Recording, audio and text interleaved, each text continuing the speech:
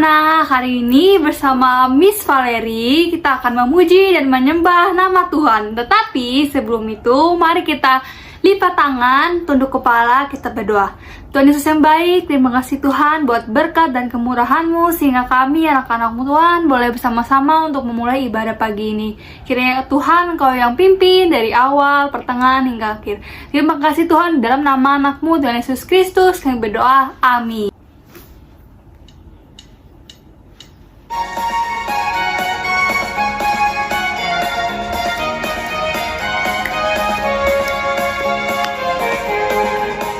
Setinggi-tingginya langit, lebih tinggi kasih Yesusku. Sedalam-dalam lautan, lebih dalam kasih Yesusku. Seindah-indah pelangi, lebih indah kasih Yesusku.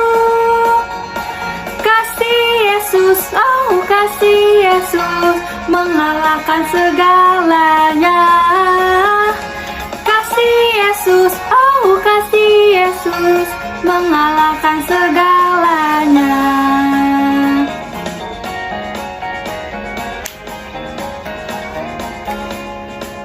Setinggi-tingginya langit, lebih tinggi kasih Yesusku.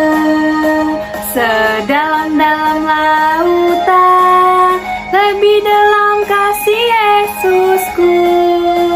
Seindah-indah pelangi, lebih indah kasih Yesusku. Kasih Yesus, oh kasih Yesus, mengalahkan segalanya. Kasih Yesus, oh kasih Yesus, mengalahkan segalanya.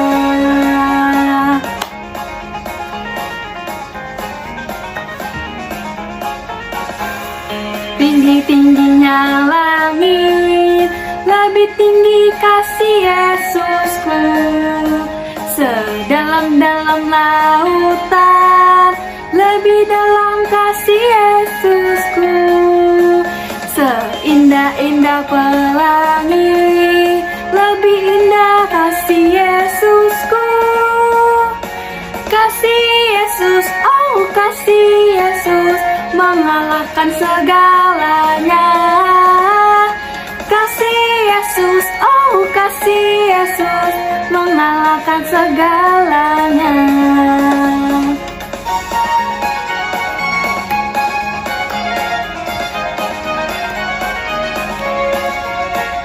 Yeay! Sekarang kita waktunya untuk berdoa dan menyiapkan hati untuk mendengar firman Tuhan. Mari kita berdoa. Tuhan Yesus yang baik, terima kasih Tuhan, kami sudah selesai bernyanyi dan menyembah Engkau. Sekarang kami mau mendengarkan firman Engkau ya Tuhan. Berikan kami hati yang mau mendengar dan hati yang mau belajar. Terima kasih Tuhan, dalam nama anak-Mu Tuhan Yesus Kristus kami berdoa. Amin. Anak-anak, hari ini kita akan sama-sama kembali belajar firman Tuhan dari kitab Yosua pasal yang ke-6 ayat yang ke-1 sampai ayatnya yang ke-27. Kitab Yosua pasal yang ke-6 ayat yang ke-1 sampai ayatnya yang ke-27. Nah, anak-anak, ada yang masih ingat tentang firman Tuhan minggu lalu? Ada yang masih ingat nggak ya? Minggu lalu Mr. Ardi bercerita tentang Yosua dipilih oleh Tuhan untuk menggantikan siapa? Menggantikan Musa untuk memimpin bangsa Israel menuju tanah Kanaan, anak-anak. Tapi hari ini kita akan belajar firman Tuhan yang luar biasa sekali tentang tembok yang besar, yang kuat, yang kokoh, yang tidak bisa dikalahkan, yang tidak bisa diruntuhkan oleh siapapun pada saat itu. Penasaran apa nama temboknya? Kita belajar. Nah, nama temboknya adalah Tembok Yerikho. Tembok apa? Tembok Yerikho. Ada yang pernah dengar nggak anak-anak cerita firman Tuhan ini? Nah, anak-anak, tembok Yerikho itu sangat besar, kuat, kokoh, tidak bisa dihancurkan oleh palu, oleh alat-alat berat sekalipun. Kenapa? Sangat kuat. Pada saat itu, kota Yerikho itu sangat tertutup. Tidak ada orang yang keluar masuk atau orang asing, orang lain selain orang Yerikho masuk di dalam kota itu. Nah, bayangkan anak-anak, saat itu tidak ada satupun yang berani mengalahkan mereka karena mereka sangat kuat dan perkasa. Tapi Tuhan berfirman kepada Yosua. Kepada siapa? Kepada Yosua, bunyinya demikian. Ketahuilah bahwa aku akan menyerahkan kota itu, tembok itu ke dalam tanganmu, serta dengan raja-rajanya dan pahlawan-pahlawan. Wah, luar biasa kan firman Tuhannya?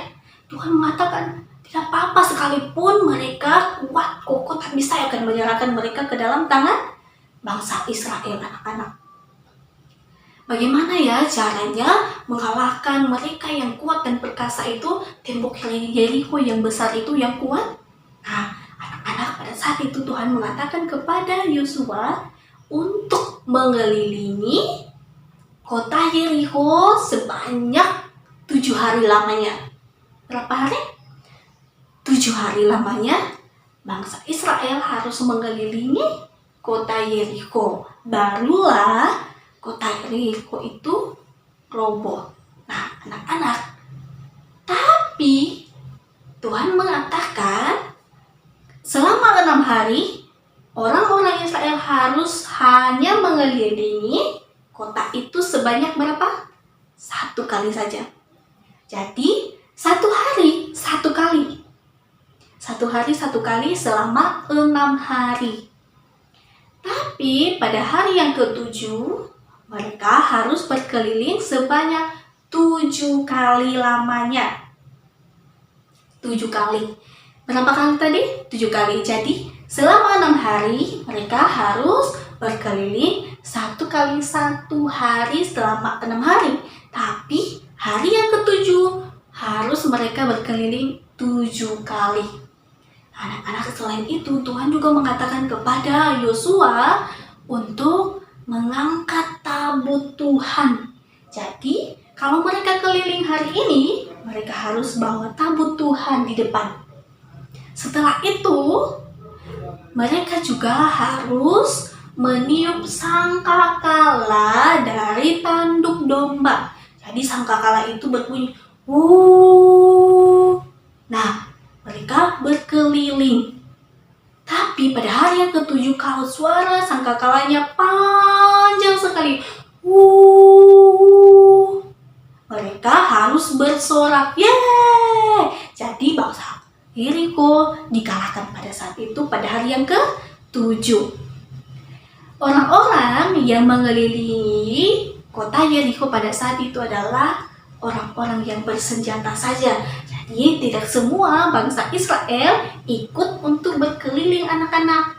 Jadi mereka hanya orang-orang yang bersenjata saja yang mengelilingi bangsa Yerikho pada saat itu. Nah, sampai di sini masih ingat nggak? Tadi berapa hari? 7 hari lamanya mereka harus keliling kota Yerikho. Tapi pada hari yang ke-1 sampai yang ke-6 hanya 1 kali 1 hari berkeliling. Pada hari yang ke-7 7 kali sambil meniup sangkakala yang panjang sekali bunyinya. Nah, anak-anak, pada hari yang ke-7 bangsa Israel mengalahkan kota Yerikho. Tapi di dalam perjalanan itu, di dalam mengelilingi kota Yerikho, Tuhan mengatakan kepada Yosua, Yosua, selama kamu dan bangsa Israel berkeliling di kota Yerikho itu, tidak boleh ada 1 kata pun keluar dari mulutmu, dari mulut bangsa itu. Jadi benar-benar anak-anak ketika mereka berkeliling kota Yerikho harus diam. Tidak boleh bersuara sama sekali. Harus diam. Untuk apa? Supaya mereka berkeliling di tembok Yerikho itu. Jadi Tuhan meminta kepada Yosua supaya membimbing bangsa itu untuk diam, tidak boleh bersuara sama sekali. Nah, anak-anak, pada saat itu selama 7 hari, pada hari yang ke-7 Tuhan merobohkan kota Yerikho, tembok Yerikho yang besar yang kuat itu. Wah, luar biasa kan? Ketika Tuhan meruntuhkan, merobohkan, menghancurkan kota Yerikho yang besar itu. Wah, Tuhan Yesus hebat sekali anak-anak. Nah, anak-anak, tembok Yerikho yang besar, yang kuat, yang kokoh itu tidak bisa dikalahkan, tidak bisa dihancurkan oleh manusia. Tapi oleh karena Tuhan Yesus kuat, hebat, dan penuh dengan kuasa. Jadi anak-anak, ingat bahwa hanya Tuhan yang mampu mengalahkan kota Yerikho. Bukan manusia, bukan bangsa Israel, bukan Yosua yang memimpin bangsa Israel. Tapi siapa? Tuhan Yesus yang memimpin mereka mengalahkan kota Yerikho yang besar. Anak-anak, pada saat itu juga Tuhan berfirman kepada Yosua, "Yosua, kalau kalian sudah mengalahkan kota Yerikho pada saat itu, kalian tidak boleh mengambil emas dan perak dan semua yang ada di situ. Jadi tidak boleh dibawa di rumah anak-anak kemenangannya, tapi harus diserahkan kepada siapa? Kepada Tuhan."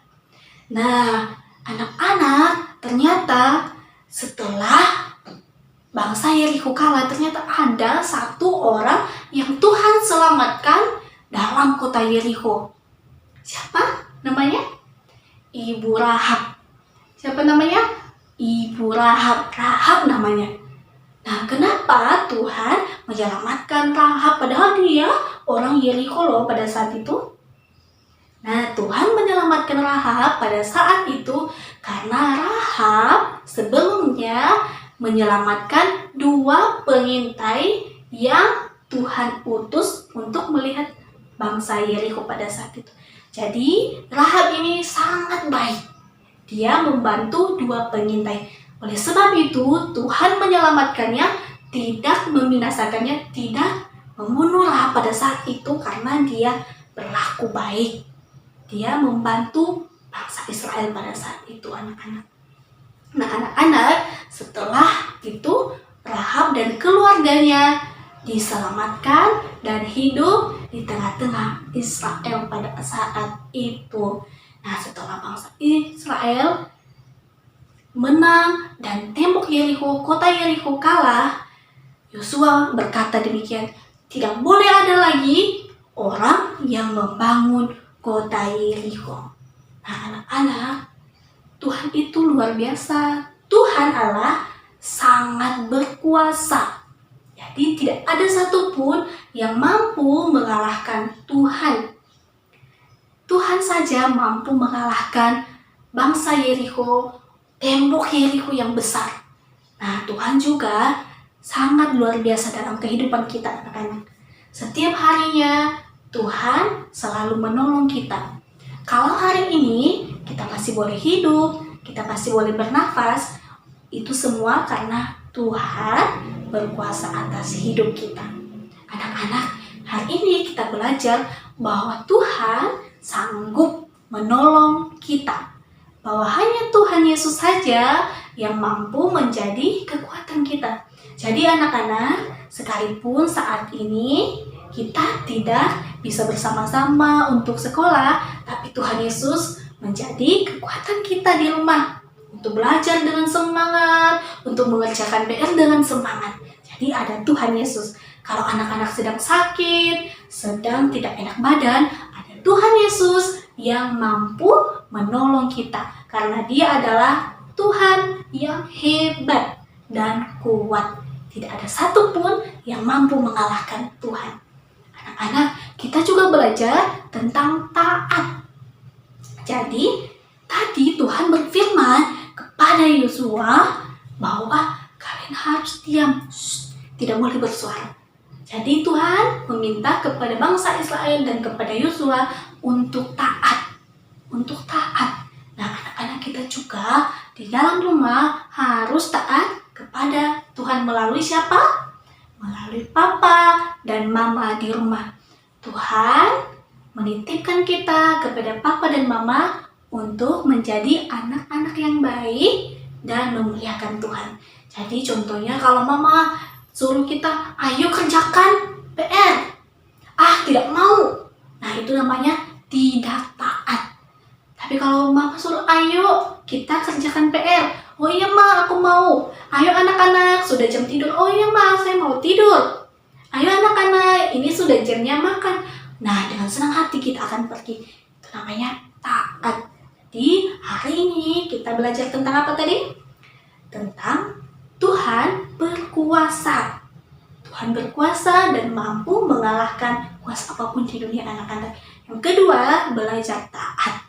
Jadi kita harus taat kepada Tuhan dan kepada orang tua kita yang ada di rumah. Amin firman Tuhan. Hari ini ayat hafalannya dari Yosua pasal yang ke-1 ayat yang ke-7a. Kitab Yosua pasal yang ke-1 ayat 7a. Bunyinya, hanya kuatkanlah hatimu dengan sungguh-sungguh. Hanya kuatkanlah hatimu dengan sungguh-sungguh. Anak-anak, silakan dihafal di rumah. Dan minggu depan kita akan tanyakan lagi ayat hafalannya, oke? Oke. Waktunya kita memberikan persembahan.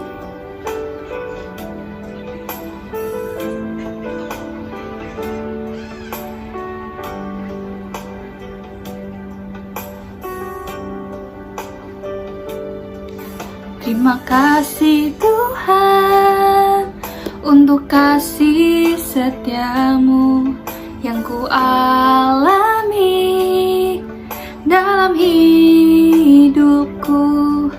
Terima kasih Yesus untuk kebaikanmu sepanjang hidupku.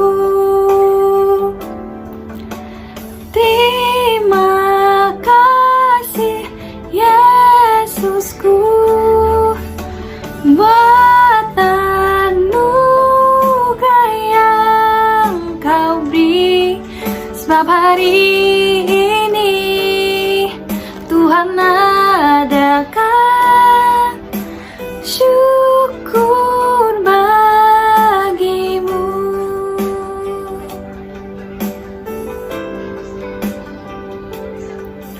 Terima kasih Tuhan untuk kasih setiamu yang ku alami dalam hidupku.